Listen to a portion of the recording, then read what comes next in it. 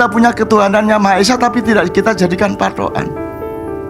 Mending orang desa punya bersih desa, punya merti desa, berterima kasih kalau panen, mau panen sedekah bumi dan seterusnya, lumayan. Kok tidak ada sedekah negara? Kok tidak ada merti negara? Kok tidak ada bersih negara? Yang ada desa. Makanya kita gagal mentransformasi desa mawa cara supaya negara mawa toto. Karena negara merasa lebih besar daripada desa, merasa lebih tua daripada desa, maka negara tidak menghormati desa. Negara selalu merendah-rendahkan desa, sehingga pasti negaranya akan kehilangan toto. Negara adalah gudel ngaku kebu. Betul enggak mas? Gudel ngaku kebu, terus kebunnya juga nyusun nang DE. Pemerintah memberi bantuan kepada, gitu toh? Loh, dari mana kamu memberi bantuan? Kamu sendiri digaji kok bantu. Mudah-mudahan terbuka pori-pori pikiran Anda. Dan karena Anda niat baik untuk Indonesia, untuk rakyat, dan untuk diri Anda sendiri, keluarga Anda sendiri, insya Allah Allah memudahkan jalanmu dan meningkatkan pelindungannya untuk engkau semua. Amin ya rabbal alamin. Jangan berharap kepada saya, jangan anggap saya siapa-siapa. Aku hanya mendorong dan mengawalmu untuk lebih dekat kepada Allah, karena pada Allah lah segala sesuatu bisa Anda harapkan, tidak pada saya. Bikin skala prioritas berdasarkan asal-usul dan posisi makhluk. Boleh makhluk itu seorang Habib, boleh makhluk itu seekor anjing, boleh makhluk itu sehelai daun. Tapi Anda harus punya skala prioritas. Teman-teman sekalian, kamu tahu kalau ada daun tumbuh, itu dia inisiatif sendiri apa Allah menumbuhkannya? Jadi kalau alam semesta, termasuk binatang Ustadz, menurut saya termasuk binatang itu 100% dirimut oleh Allah. Meskipun yang pegang remote dibagi-bagi, entah malaikat siapa yang ditugasi, kon cekelan remote lagi, kon sebagian kiri, kon sebagian kadal, kon sebagian bajul, gitu ya, terserah ya. Tapi pokoknya itu 100% dirimut oleh Allah. Daun tumbuh, daun kering, embun menetes, ya, itu semua dirimut oleh Allah. Yang tidak dirimut oleh Allah, meskipun tetap Allah mengontrol dari harddisknya, ya, dari servernya, maha servernya, ya, adalah manusia. Manusia diculno. Jadi manusia itu dikasih tali panjang. Kambing, ibarat kambing dikasih tali panjang tapi tetap ditaleni, ya. Nah, ini patokannya nih, la ilaha illallah. Terus kambingnya lari kemana aja tapi tetap dalam batas bahwa panjangnya tali segitu. Kenapa Allah membatasi? Kalau kamu tidak saya kasih tali, kamu pasti bunuh diri di sana. Karena kamu tidak mengerti apa yang ada di sana. Karena yang mengerti hanya Allah, segala kegaiban. Kamu tidak tahu, maka ikut aja kamu. Tak batasi talimu 100 meter, talimu 200 meter. Terserah Allah. Patokannya adalah tauhid, la ilaha illallah. Nah, orang sekarang tidak mengakui patokan tauhid ini. Kita punya ketuhanan yang Maha Esa tapi tidak kita jadikan patokan. Mending orang desa punya bersih desa, punya merti desa, berterima kasih kalau panen, mau panen sedekah bumi dan seterusnya, lumayan. Kok tidak ada sedekah negara? Kok tidak ada merti negara? Kok tidak ada bersih negara? Yang ada desa. Makanya kita gagal mentransformasi desa mawa cara supaya negara mawa toto. Karena negara merasa lebih besar daripada desa, merasa lebih tua daripada desa, maka negara tidak menghormati desa. Negara selalu merendah-rendahkan desa, sehingga pasti negaranya akan kehilangan toto. Negara adalah gudel ngaku kebu. Betul enggak mas? Gudel ngaku kebu, terus kebunnya juga nyusun nang DE. Pemerintah memberi bantuan kepada, gitu toh? Loh, dari mana kamu memberi bantuan? Kamu sendiri digaji kok bantu. Bagaimana sih ini? Gudel kok nyusoni mbok nih. Iku awake mbokmu kan gitu. Teman sekalian ya, jelas ya maksud saya ya. Oke. Jadi terakhir yang ingin saya kemukakan adalah terserah Anda pakai metode apa, pakai formula apa, pakai bentuk yang bagaimana. Tapi Anda harus tahu bahwa kemerdekaan Anda itu gunanya untuk mengetahui batasan Anda. Hidup itu selamat karena keterbatasan, mas. Kalau Anda diberi kebebasan pol gak iso kan. Rabi liberal, ganti-ganti sa-RT, nggak bisa. Anda harus membatasi diri. Alhamdulillah Anda sudah sering kita ngomong itu ya. Alhamdulillah telinga kita bisanya mendengar 1 meter 2 meter. Bayangin kalau kita punya frekuensi panjang. Itu yang fisik, yang panca indera. Sekarang kalau telingamu, hatimu bisa mendengar hati istrimu, masih lumayan. Tapi kalau hati istrimu bisa mendengar hatimu, mampus kamu. Alhamdulillah engkau tidak bisa mendengar hati suamimu. Alhamdulillah engkau tidak bisa mendengar suara di frekuensi tinggi. Bayangin saiki kalau kamu malam-malam tidur, kamu mendengar bisik-bisiknya orang di jarak 300 meter, sing ngrasani kowe. Kalau Allah tidak membatasi talinya kambing tadi itu, peradaban tidak akan terjadi. Orang akan bertengkar, orang akan bunuh-bunuhan satu sama lain. Itulah gunanya keterbatasan. Sering sekali saya ngomong, untung meripat itu lurus loh. Bayangin kalau mata itu bisa ngelihatnya belok-belok. Kalau belok-belok nggak ada gunanya pakaian. Bungkusen sampai kan ini wes.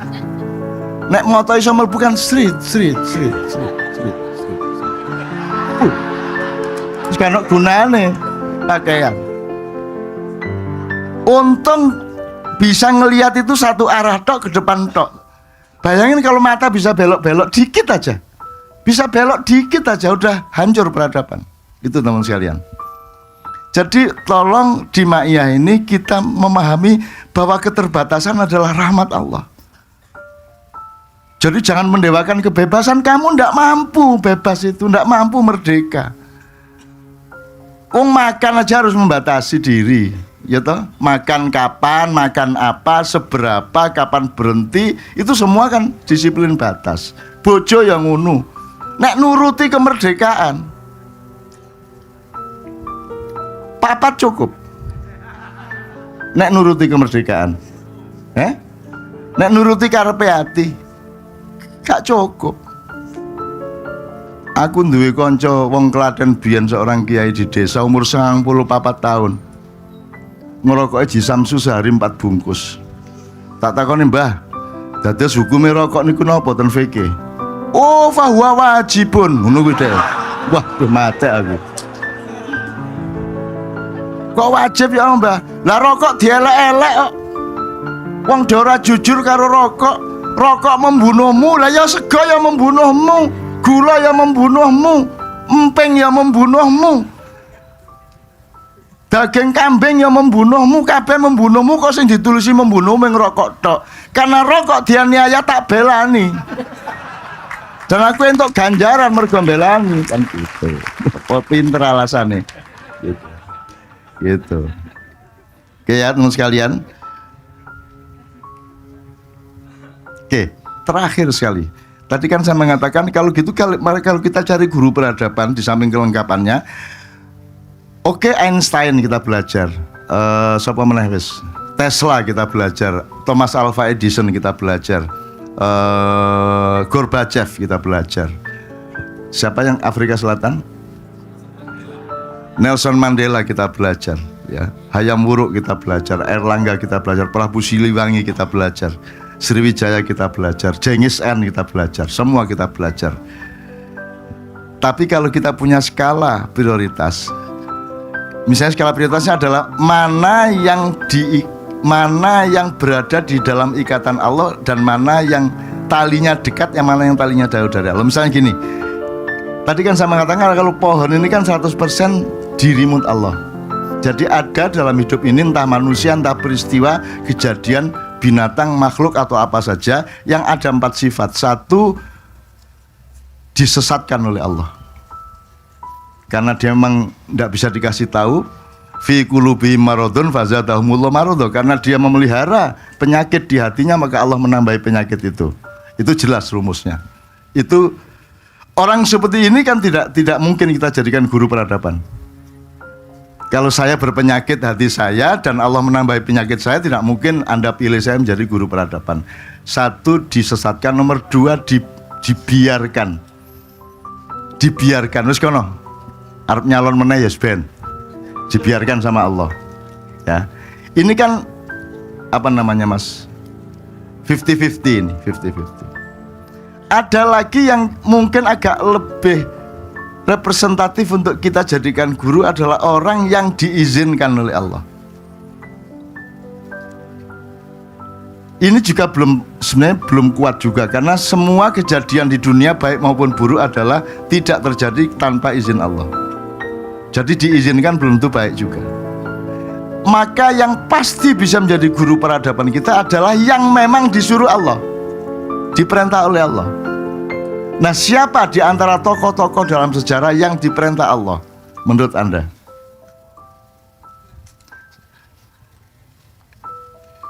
Rasul, Nabi, lu ojo wonge anunya, kategorisasinya. Rasul itu perintah Allah, Nabi perintah Allah, para aulia, para wali, ya. Kalau lainnya kan muamalah, bikinan kita sendiri, dengan iktikat baik, dengan husnudzon juga ya, tapi itu bikinan kita. Nah, kalau yang pasti diperintah oleh Allah ya Nabi dan Rasul. Maka pembelajaran pertama mengenai guru bangsa menurut saya adalah ya 25 Nabi dan Rasul itu kita pelajari. Kalau tidak mungkin, ya sudah 25 Rasul itu kalau dijadiin satu kesatuan namanya Muhammad SAW. Karena Adam ada pada Muhammad, Idris ada pada Muhammad, Ibrahim, Musa, Isa, semua ada dalam Muhammad. Makanya lumayan kita langsung Kanjeng Nabi. Allahumma sholli wa sallim ala Muhammad. Apa tadi? Syairnya Ustadz kita tadi, Nur Safa. Allahumma sholli wa sallim ala Sayyidina Muhammad apa? Wa ala Sayyidina Muhammad apa? Kok kendurinya sedikit amat? Karena yang banyak untuk Pak Ustadz. Ini kan tadi, ya, tadi itu kan gitu. Jadi kan tidak ada yang mempelajari Mas. Tidak ada yang mempelajari. Tidak ada yang, bagaimana Anda ngomong teknologi tapi tidak mengacu kepada Nabi Sulaiman? Bagaimana sih? Emang prestasimu apa dibanding Nabi Sulaiman? Sama Nabi Hud aja kalah teknologimu. Runway pesawat, bandara itu kalah gede 1/10-nya yang sekarang ada dibanding di zaman Nabi Nuh. Udah enggak usah Nabi Nuh, Atlantis saja, yang pusatnya dari Jombang sampai Blora dulu. Loh iya, makanya manusia tertua di jalur itu. Makanya simpanan kekayaan masa depan Indonesia itu ada di situ, itu di antara Gunung Kapur sama Gunung Kendeng di situ itu. Ini serius Mas. Lombok mereka kita pelajari. Misalnya gini Ustaz, misalnya gini, Nabi Ayub itu kalau dia malam-malam mau tidur kok masih ada makanan di mejanya, itu Jibril datang. Ya apa? Ya tetanggamu enggak makan, kamu lebih makanannya itu gimana kamu itu? Marah Jibril. Jadi dia punya deposit gedok sitok loh di orang-orang. Ya apa coba? Hanya lebih 1 biji makanan itu di rumahnya, itu dimarahi sama Jibril. Itu peradaban. Itu kepercayaan kepada Allah. Besok pagi Allah ada rezeki lagi, besok siang ada rezeki lagi. Itu peradaban yang luar biasa Nabi Ayub itu. Dia hanya makan sesuai yang dia butuhkan. Sekarang binatang aja menang lawan manusia. Binatang tidak pernah makan melebihi yang dia butuhkan.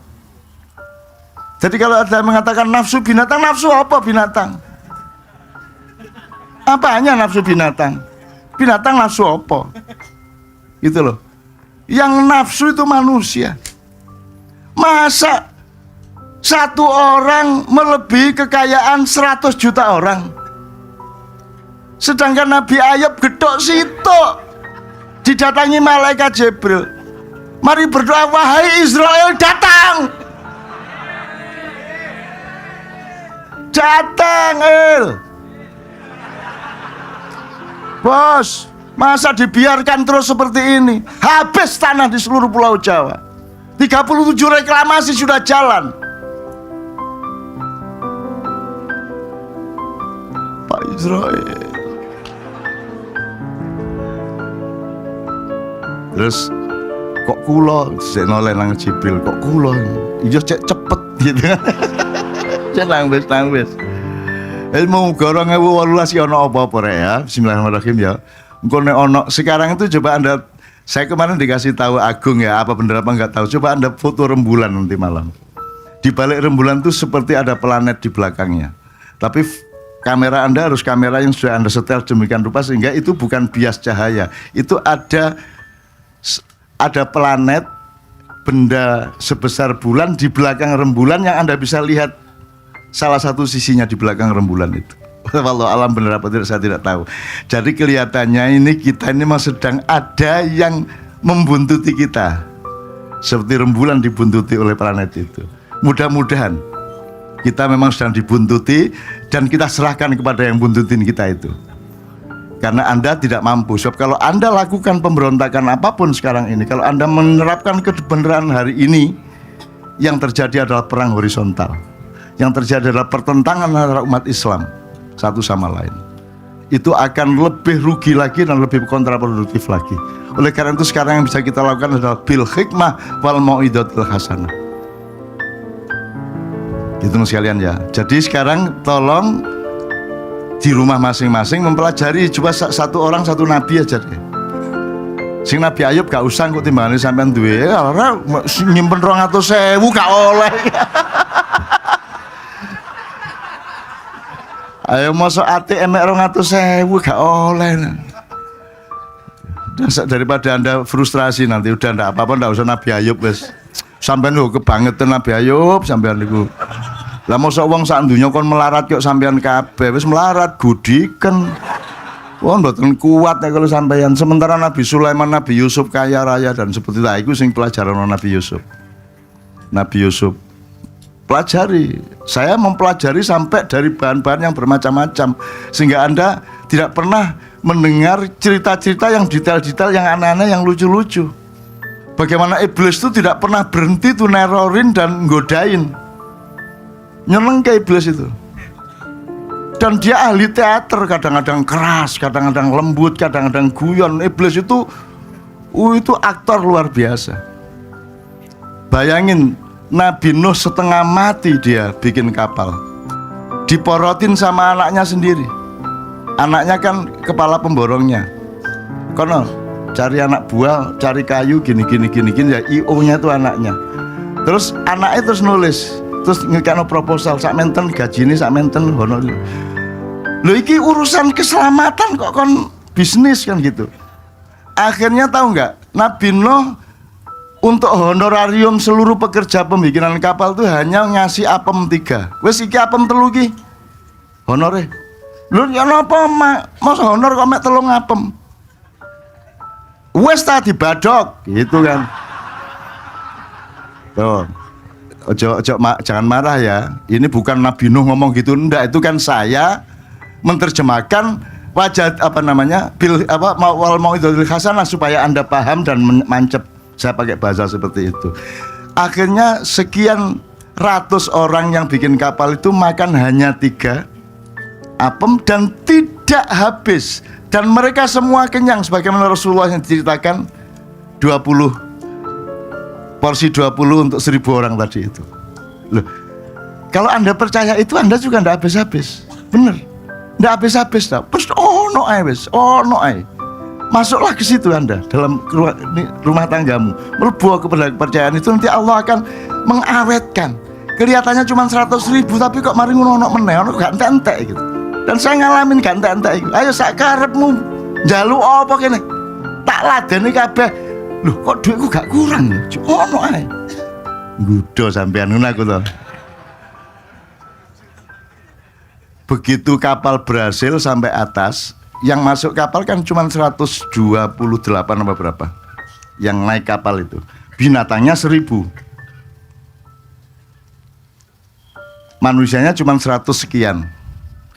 Anda bisa membayangkan, coba sekarang kumpulkan semua arsitek dan ahli perkapalan di Indonesia, suruh bikin kapal Nabi Nuh dengan kepentingan atau keperluan seperti zaman Nabi Nuh ya, bahwa tidak boleh ada populasi, wong gak jelas banjir sampai kapan. Tidak boleh ada yang beranak. Saiki kan ya boy, gajah kurungan dewe, macan dewe, tekek dewe, kadal dewe. Bayangin ruwetnya kapal itu. Ngasih makannya apa ini? Ya kalau 100 hari berlayar dihitung makannya sekian, ini tidak jelas sampai kapan berlayarnya. Bagaimana dahsyatnya manajemen Nabi Nuh. Dia terus kecapean ya, mengge kapal kentul di pantai, terus dia gini dijawil. Sopo iki? Loh, iblis. Lapo kon rene? Ternyata iblis njawil Nabi Nuh istirahat dijawil. Mboten kula niki mengajeng ngecek. Mau ngecek. Ngecek apa? Kata Nabi Nuh. Pinten niki sing melok sampean? Berapa yang ikut sampean? Ya 100 selawe lah, kata Nabi Nuh. Lah sing mboten melok? Ya nek 400.000 ono, kata Nabi Nuh. Oh berarti kataku loh nggih gitu. Jadi yang tidak ikut kapal kan berarti pengikutnya iblis. Jumlahnya 400 lebih. Yang ikut kapal cuma 100. Jadi siapa yang menang? Iblis. Oh, kataku loh gitu kan guyang diancek kan dia. Gitu. Coba nuwakal iblis itu. Nuwakal iblis itu. Nuwakal udah belunat cangkem ya Allah. Gudo. Saya punya banyak cerita bagaimana dia nggoda Nabi Yusuf, dia nggoda Nabi Nuh, dia nggoda Nabi macam-macam dengan cara yang bermacam-macam. Yang dia takut cuma satu, Rasulullah Muhammad SAW. Iblis tidak berani. Dan iblis itu kapan saja ditimbali dia tidak pasti datang. Di WA sama Nabi Muhammad, iblis ini langsung datang. Dan sami'na wa ata'na. Kalau sama Rasulullah iblis patuh. Iblis katakan kepada Umar, Abu Bakar dan semua sahabatku, apa tugasmu? Iblis, tugas saya dari Allah gini-gini. Dibuka semua rahasianya. Rahasia intelijennya itu dibuka semua. Terus yang paling jadi incaran kamu siapa? Ini. Yang paling kamu takuti siapa? Ini. Itu dibuka semua. Kalau memang iblis itu bertempur lawan Rasulullah, mosok dibuka? Mosok dia taat kepada musuhnya? Pakai akal. Jadi sebenarnya siapa iblis itu? Kok mau disuruh buka rahasianya oleh Rasulullah SAW? Maka Anda harus mencari guru bangsa, guru peradaban itu sampai ke asal usulnya dahulu kala, bahwa Rasulullah adalah makhluk tertua, bahwa kakak sulung kita adalah Rasulullah SAW. Alam ini kakak kita, tapi kakak sulungnya para malaikat, kakak sulungnya jin, setan, iblis semua, kakak tertuanya, sedulur mbarepe adalah Nur Muhammad, yang kelak menjadi Muhammad bin Abdullah Sallallahu Alaihi Wasallam. Demikian ya. Jadi kalau sekali lagi guru peradaban itu begitu luasnya, sehingga malam ini tidak mungkin ya Fahmi kita merumuskannya, tapi Anda sudah kebuka pintu-pintunya macam-macam. Tadi ada yang mengatakan Rasulullah itu tidak mungkin punya guru, gitu ya. Ya benar ya salah. Benar itu maksudnya memang kalau kita membatasi diri bahwa Rasulullah itu sudah ahsani takwim, sudah insan kamil, sudah segala-galanya sudah cukup. Tapi kalau Anda melihat bahwa Rasulullah sama Allah itu sebenarnya kan ya enggak, kau terusin Rasulullah ini Allah kan enggak gitu tuh ya. Itu kan satu mekanisme cinta, satu dialektika tajali yang sedemikian rupa yang tidak bisa Anda rumuskan secara akademis. Secara akademis benar begitu, tapi sebenarnya peristiwanya tidak gitu-gitu amat. Itu maksud saya Mas. Jadi Rasulullah itu seperti Ustaz Nur Somad mengatakan tidak pernah ceramah loh Mas. Rasulullah itu menahan diri, tidak boleh ngomong semau-maunya, setahu saya loh ya. Kalau saya salah tolong diingetin. Gak kok terus Rasulullah meneng-meneng ono arek main kelereng pas duhur. Ya ayyuhalladzina amanu, suruh ke masjid. Fantasiru kena kata. Apa kalau ayat disuruh sholat Jumat itu? Fasawila dzikrillah wa dzarul bai'. Ya ndaklah, Rasulullah enggak gitu kan. Rasulullah sangat bijak, Rasulullah sangat lembut, sangat memperhatikan metodologi sosial dan approach budaya. Rasulullah itu juga menurut saya dilarang oleh Allah untuk asal ngomong selain yang dia perintahkan, selain yang Allah perintahkan untuk dia bicara. Rasulullah banyak tahu tapi enggak terus diomongkan. Jadi Rasulullah itu punya 1000 yang diomongkan, belum itu 10 loh. Rasulullah jauh lebih tahu daripada yang kita ketahui, dia mengetahui. Cuman dia enggak boleh ngomong, sampai gatel dewe, gak tego. Dia tahu, Anda tahu enggak, beratnya orang tahu tapi enggak boleh ngasih tahu. Berat luar biasa. Ada jamaah ma'iyah yang sekarang dianugerahi Allah untuk bisa melakukan pengobatan yang luar biasa di daerah timur sana. Bisa ngoperasi Anda tanpa bius, Anda juga tidak merasa. Anda ambil kistanya kayak batu ginjal kayak diambil gitu ya, pakai paku seret, terus Anda tidak merasa. Itu karena ujian terberatnya dia 40 hari pertama itu, 40 hari pertama disuruh tidak makan 40 hari 40 malam. Dia bilang, waduh mboten kiat. Oh kuat. Terus yang nyuruh hilang. Terus dia tidak makan 40 hari 40 malam. Ternyata dia kuat. Begitu dapat 40 hari 40 malam, datang lagi gurunya. Saya tidak sebut siapa gurunya itu. Kowe saiki ora turu 40 dino 40 bengi. Waduh nggak kuat. Terus akhirnya dia tidak tidur 40 hari 40 malam. Begitu dia tidak tidur 40 hari 40 malam, terus ada perintah baru lagi, kowe saiki ora ento omong, ndak boleh bicara 40 hari 40 malam. Dia ndak bilang ndak kuat. Dia pikir mudah itu. Dia pikir mudah. Ternyata yang paling berat adalah tidak bicara 40 hari 40 malam. Karena selama 40 hari yang terakhir itu dia dikasih Allah makrifat yang luar biasa. Dia ngerti ini orang besok kecelakaan ndak boleh ngomong. Dia tahu ini selingkuh tadi malam di bawah pohon, nggak boleh ngomong. Kok aku nunjuk iki ya aku ya. Bayangin beratnya. Anda tahu orang sedang mengalami sesuatu, Anda tidak boleh bicara. Sangat berat luar biasa. Jadi ternyata yang paling berat adalah tidak menginformasikan sesuatu kepada orang yang kita cintai. Dan dia sudah mencintai semua orang karena dia melakukan torikot itu dalam rangka dia mohon kepada Allah, ya Allah, aku ini tidak sekolah, tidak pinter, aku cuma minta satu, tolong aku diberi kemampuan untuk bermanfaat sebanyak mungkin untuk manusia dan umat. Akhirnya dia diberi kemampuan seperti itu. Nah, ujiannya yang terberat adalah tidak ngomong. Itu. Kalau wali yang pernah di desa saya itu ngomong, Mbak, anakmu itu 3 wulan meneh iku mate iku.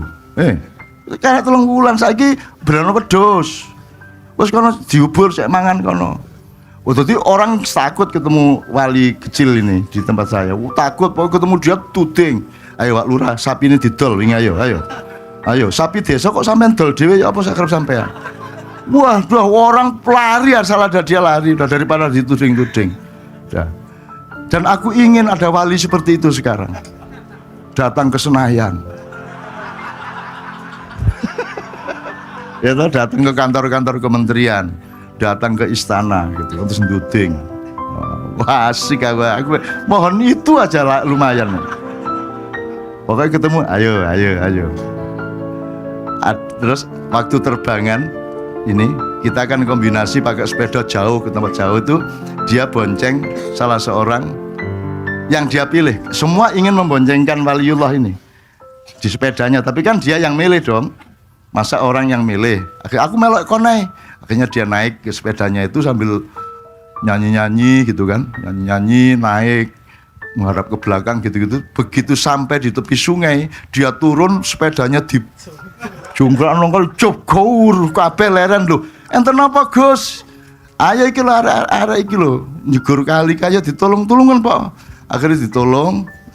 Wes begitu dia naik lebus itu terus Guse ngomong, kon mabingi lapo ndek kene. Nggih kula ngondol te mriki kok.